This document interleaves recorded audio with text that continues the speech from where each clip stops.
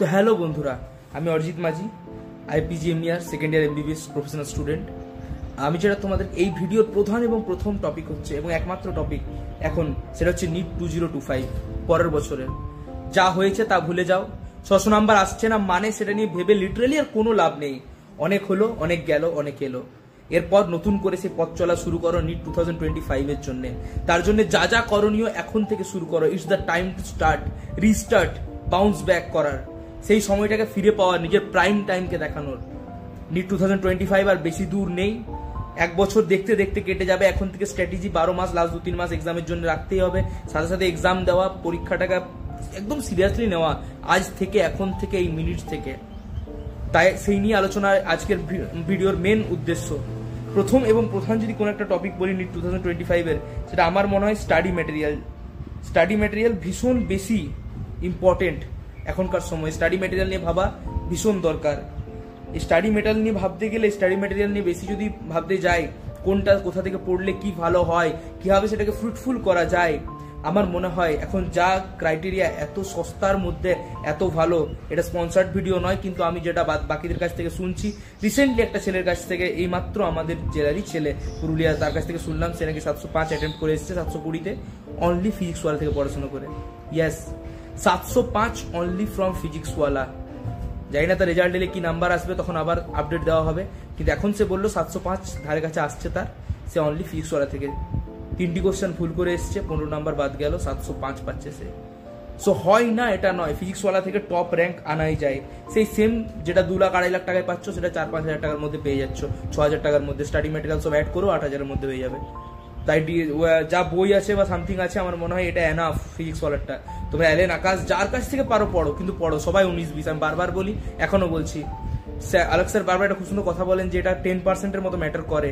Teacher এই সবগুলো 90% কিন্তু তোমার এফোর্ট, তোমার এফিসিয়েন্সি, তোমার কাজ, তোমার হার্ডওয়ার্ক, এগুলোই ডিপেন্ড করে। দিনের শেষে এটাই ম্যাটার করে।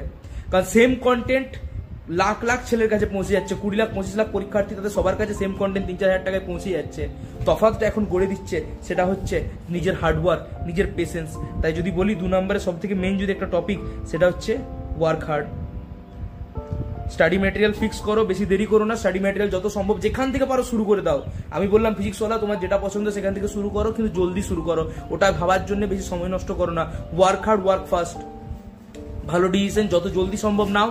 যেটা নেবে সেই ডিসিশনটাকে সঠিক প্রমাণ করার জন্য লেগে পড়ো। তাই ওয়ার্ক হার্ড এখন থেকে শুরু করে দাও। টাইম খুবই কম, ফিজিক্স, কেমিস্ট্রি, বায়োলজিকে নিজের আয়ত্তে আনার জন্য খুবই কম সময় আছে, 12 এই মাস। তাই ওয়ার্ক হার্ড এখন থেকে শুরু করো। Plan wise work hard obviously দরকার, কিন্তু তার সাথে উইথ আ প্রপার প্ল্যান, যেটা আমার মনে সব থেকে বেশি important, with a proper plan. এটা ভীষণ ইম্পর্টেন্ট যে কোনো কাজে। প্রপার প্ল্যান ওয়াইজ একটা কাজ করা, ফোকাস করে একটা এগিয়ে নিয়ে যাওয়া নিজের জার্নিটা। তাই প্রথমে যদি স্টাডি ম্যাটেরিয়াল হয়, সেকেন্ড ইম্পর্টেন্ট টপিক হচ্ছে ওয়ার্ক হার্ড। সঠিক সময় পরিশ্রম করো। এই 12টা মাস তোমার জীবনে, বাকি যতগুলো বছর বাঁচবে তা কিন্তু অনেকটাই, আমি জানি এমবিবিএস যাওয়ার পরও প্রচুর কষ্ট করতে হবে, কিন্তু এন্ট্রান্স গেট একবার ঢুকে গেলে তারপরের জার্নিটা না হয় সয়ে নেওয়া যায়। কিন্তু এই ঢোকার যে কষ্টটা, সেটা আমরা সবাই জানি, খুবই কষ্টের। কিন্তু এই 12টা মাস যদি দিয়ে দাও, তাহলে নিজের জীবনটাকে, নিজের স্বপ্নটাকে নিজের মতো করে বাঁচতে পারবে। 3 নাম্বার যেটা সব থেকে বেশি ইম্পর্টেন্ট আমার মনে হয়, better sleep and food habit. Better sleep and food habit ভীষণ ইম্পর্টেন্ট। এই টপিকটা নিয়ে আমি এই জন্যই বলছি, কারণ এখন থেকে সঠিক সময় সঠিক ঘুম, 4-5-6 ঘন্টার ঘুম, এবং তার সাথে খাওয়া দাওয়া ভালোভাবে রাখা। কারণ একদিনের একটা খারাপ খাওয়ার জন্যে, একটা ফাস্ট ফুডের জন্যে আমার যদি 2টো দিন নষ্ট যায়, সেই 2টো দিনের 48 ঘন্টায় কিন্তু প্রায় 48,000 স্টুডেন্ট আমার থেকে আগে এগিয়ে যাবে। তারা সে সময় পড়ছে, আমি যখন আমার শরীর খারাপ করে বসে আছি, তারা নিজের পড়াটাকে এগিয়ে নিয়ে যাচ্ছে। সো তাই বলছি, ওটা নিয়ে একটু সাবধানে একটু ভেবে দেখো। তাই কোনো কিছুই যেন আমার এই টার্গেটকে, লক্ষ্যকে থেকে যেন অবিচল রাখে, আমার লক্ষ্যে অবিচল রাখে, সেখান থেকে যেন আমাকে দূরে না নিয়ে যায়। সেই জন্যেই better food very important for your result. Study material, time management, what ever work hard. এর 3rd পয়েন্ট হচ্ছে বেটার স্লিপ। আর 4th পয়েন্ট যেটা আমি বলেই দিলাম, খুব ইম্পর্টেন্ট 4th পয়েন্টটা, সেটা হচ্ছে টাইম ম্যানেজমেন্ট। পুরো দিনের তোমার যে দিনলিপি, সেই দিনলিপির একটা ভীষণ ইম্পর্টেন্ট পার্ট নিয়ে এটা আছে। টাইম ম্যানেজমেন্ট আমি বলবো সব থেকে ইম্পর্টেন্ট পার্ট। নট অনলি ওই কয়েকটা ঘন্টা যতক্ষণ বাড়িতে আছো, তুমি যখন এক্সাম দিতে যাচ্ছ সেই টাইমটাও ভীষণ ইম্পর্টেন্ট। বাড়িতে কি খাচ্ছ না খাচ্ছ সেই সময়টাও ভীষণ ইম্পর্টেন্ট। প্রতিটা সময় কি করছো তা কিন্তু তোমার এক্সামে একটা বিশাল বড় ইম্প্যাক্ট ফেলতে পারে। তাই বলি টাইম ম্যানেজমেন্ট ইজ ভীষণ ভীষণ ভীষণ ভীষণ ভীষণ ইম্পর্টেন্ট টাইম ম্যানেজমেন্ট। তাই স্টাডি ম্যাটেরিয়াল ঠিক করো, পড়াশোনা শুরু করে দাও, তারপর নিজের টাইম ম্যানেজ ঠিক করে করো, নিজের জার্নিকে নিজের মতো করে বাঁচো, বাঁচতে শেখো। সব থেকে যেটা আমার একটা ইম্পর্টেন্ট কথা মনে হয় না, এটা জানি অনেকের হাস্যকরও মনে হতে পারে টপিকটা, সেটা হচ্ছে ওয়ার্ক উইথ জয়। ফান বলবো, জয় থেকে হলো ফান অ্যান্ড জয়।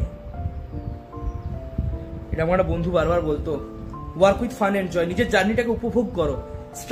স্ট্রাগলের ব্যাপার নয়। নিট জার্নি স্ট্রাগল করতে গেলে নিট হবে না। জার্নিটাকে এনজয় করো, পড়াশোনাটাকে এনজয় করো। ফিজিক্স দিয়ে শুরু করো, কেমিস্ট্রি দিয়ে শুরু করো, বায়োলজি দিয়ে শুরু করো। যখন যেটা পড়ছো তখন সেটাকে নিজের এনজয়মেন্টের জন্য পড়ো। বায়োলজি পড়ছো, বায়োলজিটাকে যাতে আনন্দ হয়, একটা আনন্দ ফিল হয় তোমার পড়তে পড়তে, সেটা একদম মাথার মধ্যে রেখো। সাবজেক্ট ওয়াইজ অ্যাপ্রোচে যদি আমি আসি, এগুলো মেন টপিক হচ্ছে নিট 2025। এখন থেকে শুরু করো। ভেবে লাভ নেই কবে কি হবে না হবে, কখন ডেট আসবে সে সম্পর্কে পরে দেখা যাবে। এখন নিজের পড়াশোনা শুরু করে দাও। মের ফার্স্ট উইক অবভিয়াসলি জানো তোমরা নিট হবে, তাই খুব দেরি না করে আজ থেকে এই সময় থেকে নিজের জার্নিকে আগের দিকে এগিয়ে নিয়ে যাও। স্টাডি ম্যাটেরিয়াল ফোকাস করো, ব্যাচ কিনে নাও, পড়াশোনা শুরু করে দাও। টাইম খুব কম। যাদের শুরু করার তারা অনেক আগের থেকে শুরু করে দিয়েছে। এবারে যাদের হলো না তাদের জন্য বলি, বাউন্স ব্যাক করার সময় চলে এসছে, এগিয়ে যাও, জার্নি এরপর শুরু করো। আর সময় পাবে না, এই টাইমটা ফেরত আর আসবে না। সামনের দিকে যদি যাই তাহলে খুব শর্টে যদি বলি, সাবজেক্ট ওয়াইজ অ্যাপ্রোচের ভিডিও পরপর আসতে থাকবে। এরপর যদি বায়োলজির কথা বলি, আমি প্রথমে আসি বায়োলজিতে আমরা খুব ভালো করে জানি 360 নাম্বার আমাদের কোশ্চেন নাম্বার, 90টা কোশ্চেন, 90 × 4 360 নাম্বার। এই 90 × 4 360 নাম্বার আনতে সত্যি বলছি, এই 360 নাম্বার ভীষণ ইম্পর্টেন্ট তোমার জন্য, সেটা তুমিও জানো। তবে এটা ভুল করো না বায়োলজি করতে গিয়ে বাকি সাবজেক্টগুলোকে উইক করে দিচ্ছি। যদি বায়োলজিতে প্রচুর সময় পাচ্ছ পড়ার, প্রচুর কোশ্চেন করছো, একটা দুটো তিনটে বইয়ের এমসিকিউ করার পরও সময় পাচ্ছ, তাহলে বুঝবে তুমি কোথাও না কোথাও ফাঁকি দিচ্ছ, কোনো না কোনো সাবজেক্টকে ফাঁকি দিচ্ছ তুমি। এটা একদম করবে না।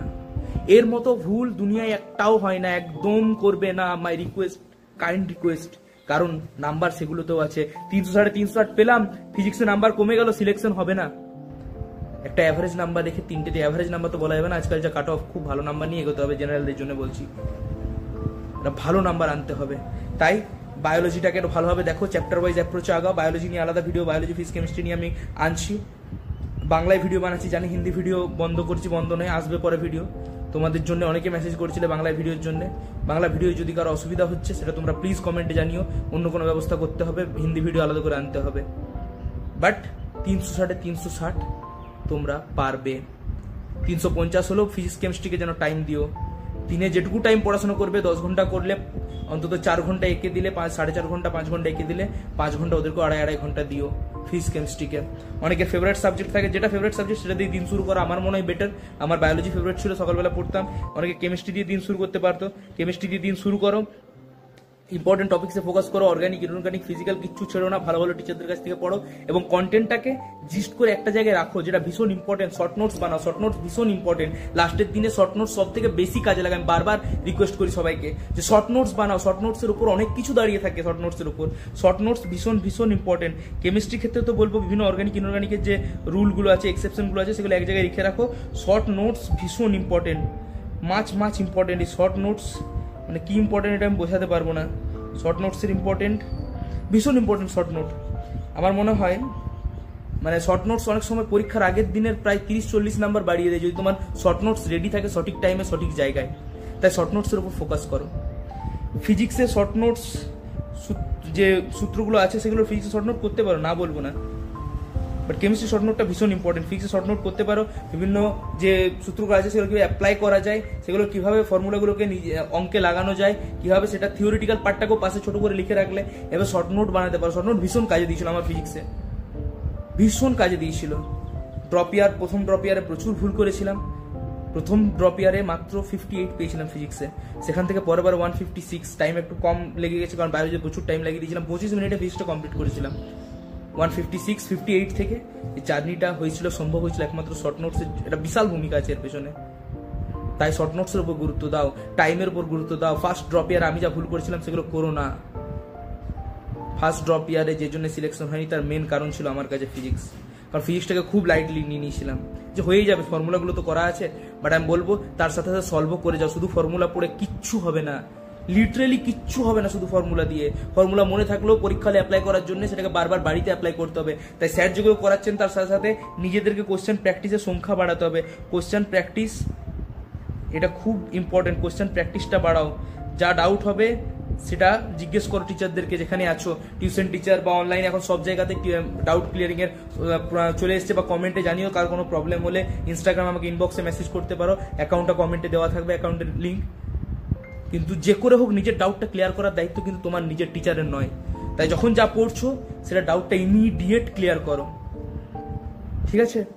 কোশ্চেন প্র্যাকটিসটা ভীষণ ইম্পর্টেন্ট হয়ে গেল, আমি বারবার বললাম।